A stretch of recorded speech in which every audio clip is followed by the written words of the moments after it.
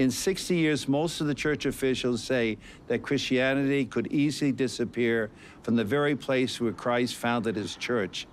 And all we're going to have, my fellow brothers and sisters, are empty religious monuments and museums and no living worshiping community.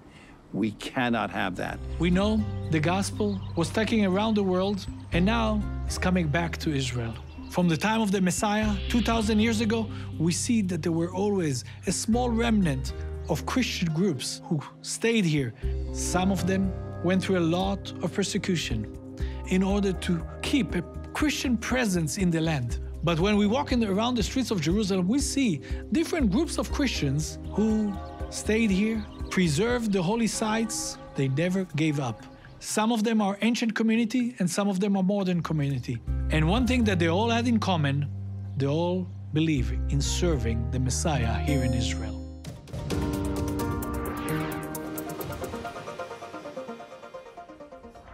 Shalom, everybody. With us today, we have Father Peter.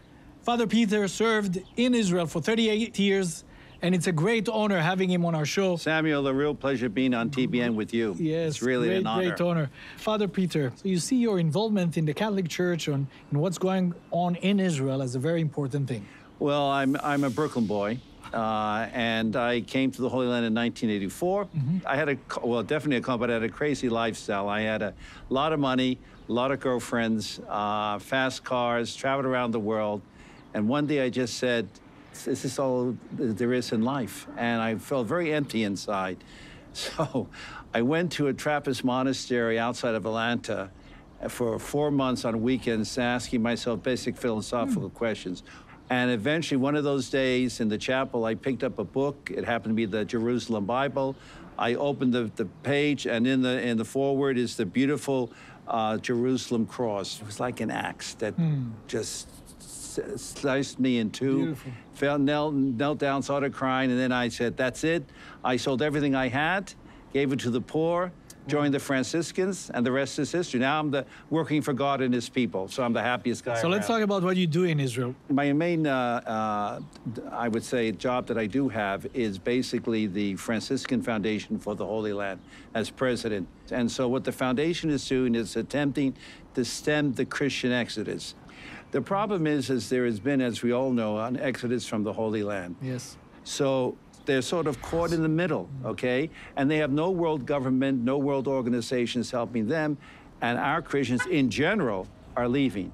What we do is we will give a free college education to any Christian, any university of their choice in Israel itself, as far as Jordan. And we have over now 600 Christian students who are taking courses or have graduated from courses and finished their college degree.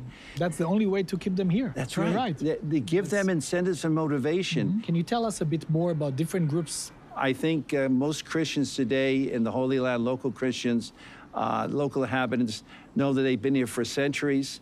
They lived here, they toiled here, they received their salvation here.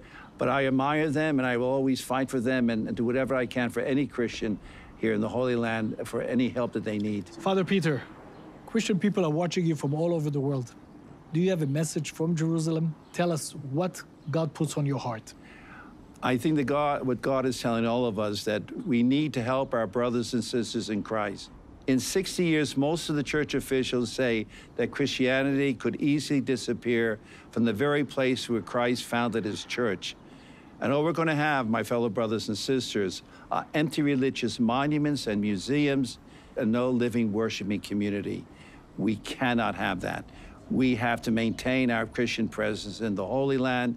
It is so important. So I think the main thing is realizing that this is our land also, and we need to maintain it. Father Peter, what a great honor. For me especially. Samuel, a real pleasure. Great honor. And to you, our viewers, thank you for being with us on this show, Inside Israel and the Middle East. Thank you for joining us as we provide a spiritual insight of what God is doing in Israel and in the Middle East. If you want to learn more about what God is doing in Israel, make sure to visit us on our webpage and follow us on social media. Shalom, and God bless you from Jerusalem.